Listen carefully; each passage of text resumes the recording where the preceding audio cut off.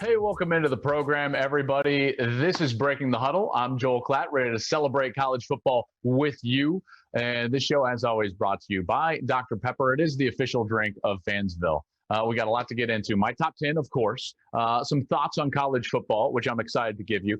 We're going to have a little mailbag. So ask Klatt. Get your questions in on social media. We'll get to those during the course of the program. I'm going to break down Najee Harris and Travis Etienne, what makes them special and different, and how Alabama and Clemson utilize their star backs. Then, of course, some clapback at the end of the show. But as we do each and every week, let's get into my top 10 teams in the country after a wild weekend in college football. And it was a wild one there in the old Cotton Bowl, as Gus and I called Red River, the 4-overtime thriller between Oklahoma and Texas. Congratulations to Oklahoma on a huge win, and Spencer Rattler in particular for playing well late.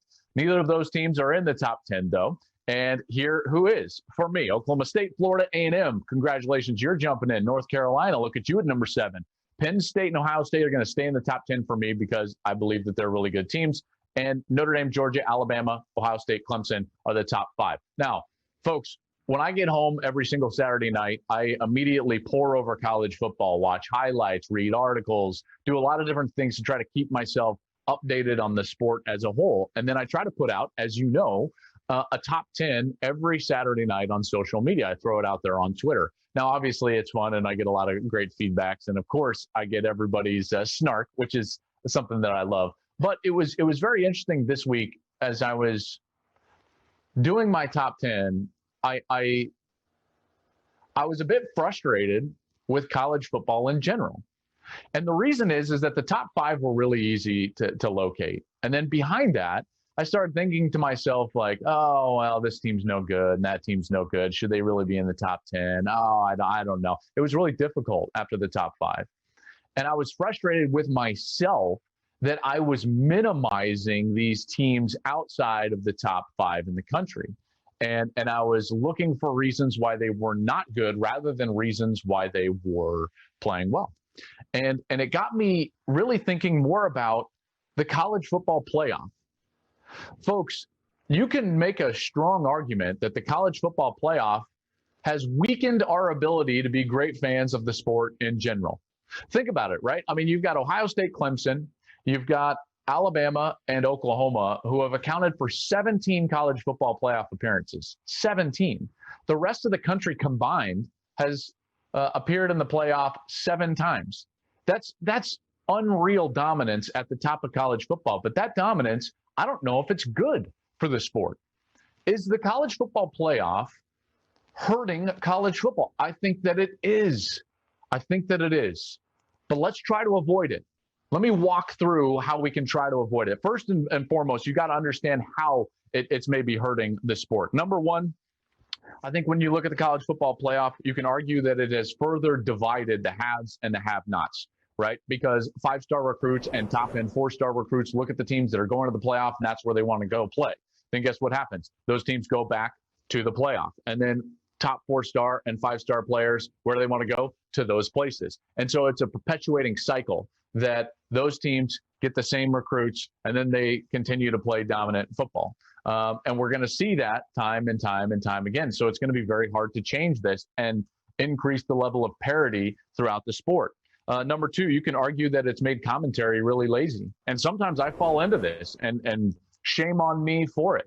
But my industry immediately makes things black and white. This conference is trash. This team is trash. This team is great. And we go hyperbolic in order to get you to click on what we're doing.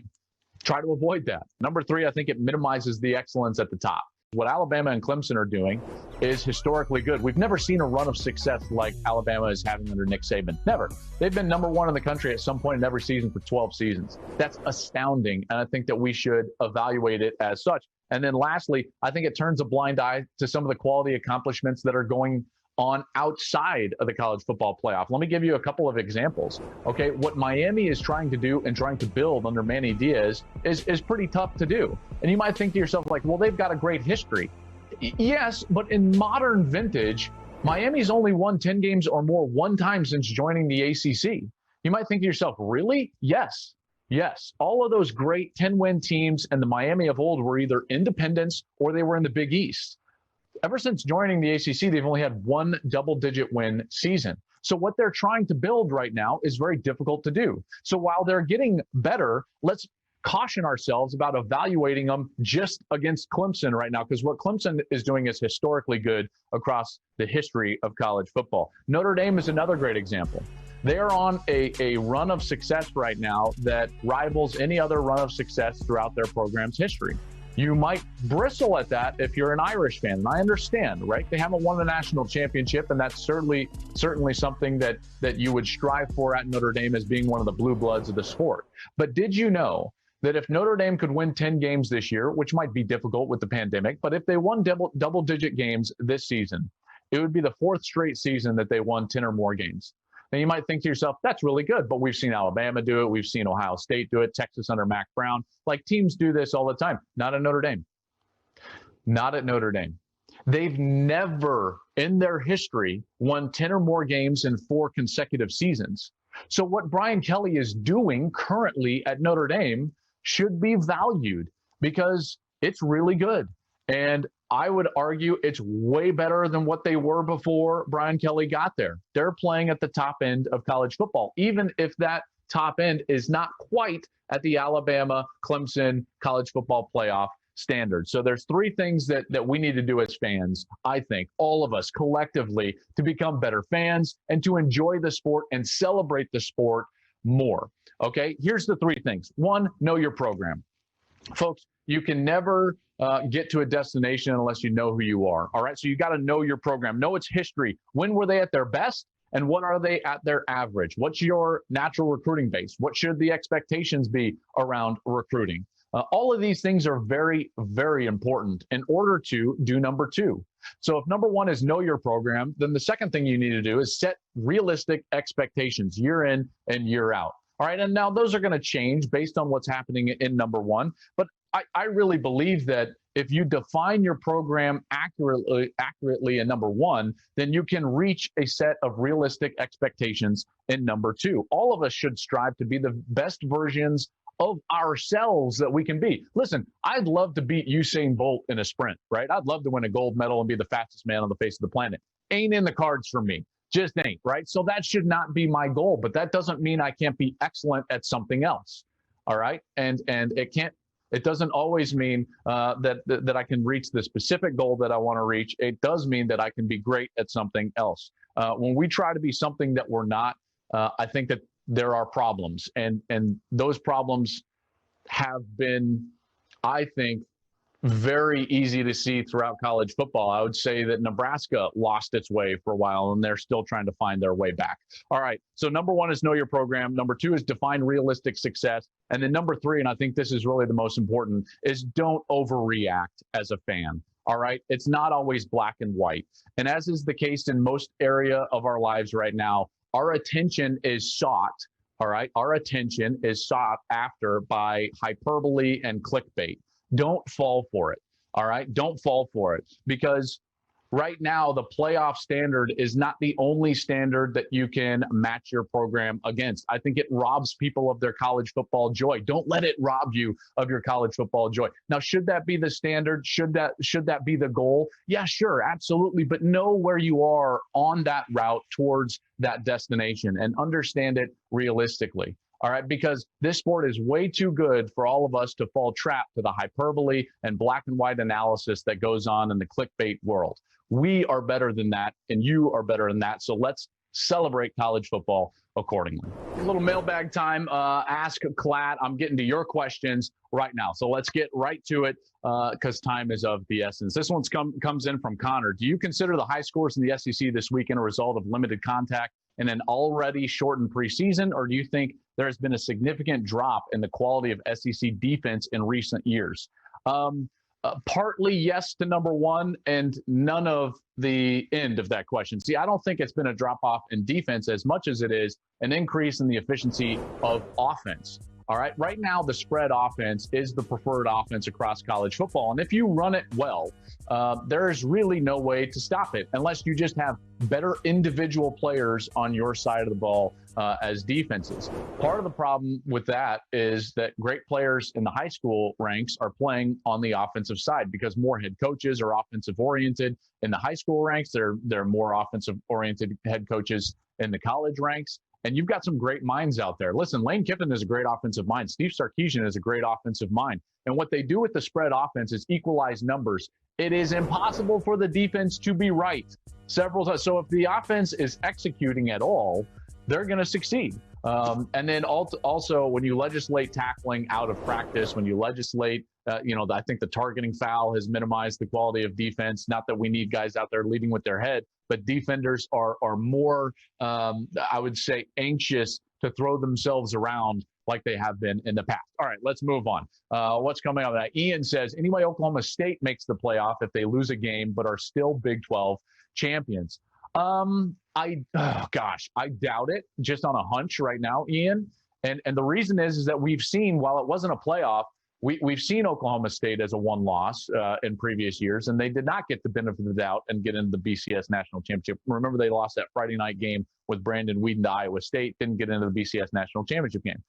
The problem with a team like Oklahoma State, and this is probably really to what I was talking about in the previous segment, a problem across college football, is the fact is the burden of proof is on the teams with the lesser talent. That's probably not right, but it's true. I think Oklahoma State probably has to go undefeated to get into the playoff this year. All right, we move on.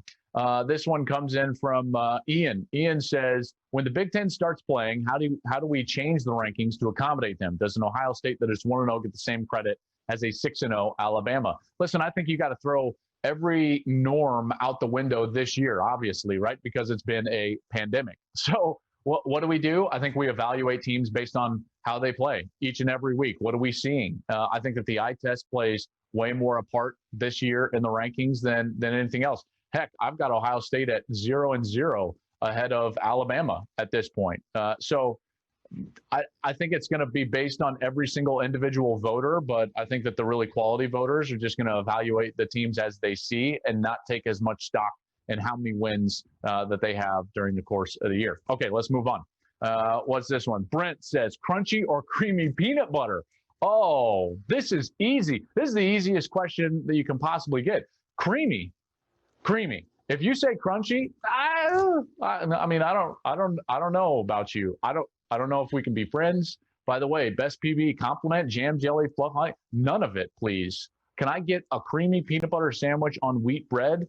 That sounds delicious. I don't know about anybody else. I don't need crunchy peanut butter ripping my bread or my tortilla up. I want a nice, smooth, thick layer of creamy peanut butter on wheat bread, and I'm going to enjoy it with a nice tall glass of milk. You bet. It's easy for all of us to get caught up in great quarterback play, right? And we talk about quarterbacks all the time, and is it the most important position in football? Yes, it is. You generally don't have a lot of success as a team without a great quarterback. However, we have two really dynamic running backs in Alabama's Najee Harris, Clemson's Travis Etienne. Now, all due respect to some of the other great backs like Chuba Hubbard and everything, I wanted to break down these two really great backs on these two outstanding teams and more so really analyze how each team uses their star back. I'm going to start with Alabama because they are a real power-oriented running football team. They use these gap schemes and these power schemes so well for Najee Harris. He's kind of like the hammer, right? And he's big, he's physical. Here is a power play. Here's what's going to happen. You're going to block down on the left side, pull the right guard and the tight end. So that guard and tight end are going to come around, look for first color. They happen to just see one guy. They're going to double team him. The safety had rolled back from Ole Miss. It's a poor defense. They're misaligned. There's no support player, and it's a big play for Najee Harris. That power play and those gap schemes have been so good to Alabama. Here's another gap scheme. It's called pin and pull. These offensive line highlighted, they're covered. So all they do is pin their guys, and then the two offensive linemen that are uncovered, they're going to pull. All right, that's the rules. Very simple. It's a nice little gap scheme, pin and pull. Right now, Harris goes out there, reads the two blocks. Guess what? One lone safety ready to beat him. It's one-on-one, gives a little stiff arm, and gets to the pylon for a touchdown. Great gap scheme there. Then to close it out, they're up 8. They need to stay on the field. They get 3 tight ends and 2 backs in order to invite Ole Miss all the way up to the line of scrimmage. They block down with the offensive line, pull the guard, kick him out with the end man on the line of scrimmage, and then the fullback has a devastating block on the linebacker. And because Ole Miss is all stacked in there at the line, there's nobody left. Once that block takes place by the fullback, Harris is gone. So 3 different gap schemes, power plays, pin and pull. Alabama utilizing the power of Najee Harris to their advantage. Now let's contrast that with how Clemson uses Travis Etienne. Travis Etienne, I think, is an NFL starter right now in a Clemson uniform. And watch this. Folks, I'm just going to give you a rip of all the screen passes that Clemson threw to Travis Etienne against Miami last week. There were 7 of them. So think about the juxtaposition there. You've got Harris running between the tackles, power, power, power. He's the hammer. The defense is the nail. Whereas Etienne, he's so skilled that they're trying to get him the ball in any way that they possibly can, in particular on the outside, so that he can utilize some of that speed and elusiveness that he has in space. But folks, he can do the power as well. There at the end of the game when they needed it, what is it? It is the exact same play that Alabama ran. Here they go, pulling the guard. He kicks out. The H-back leads up. He blocks the linebacker, and Etienne runs the power, and he's down the sideline for a touchdown. So while they are very different, and they're so skilled and they are used differently, there is some similarity between the way that Clemson and Alabama use Etienne and Harris. Just a fascinating breakdown when you watch the film and you watch these great players and how their schools use them. And I bet that they're going to have huge seasons because their offensive coordinators understand how to get them the football in the prime spots in order for them to be successful.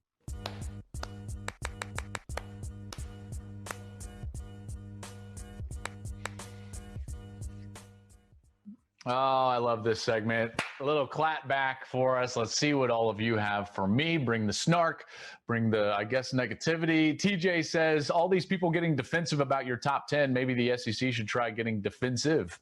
Oh, and how dare you rank teams that haven't played, because we don't do that every July and August. That's actually really nice of you. Are you defending me? I don't quite understand it.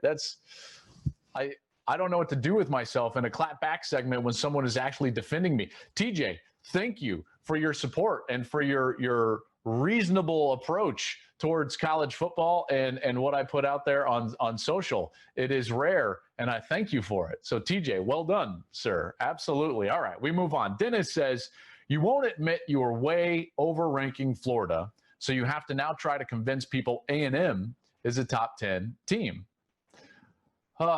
Dennis, you're falling trap to exactly what I was talking about in the first segment. Listen, guy, A&M is a really good team.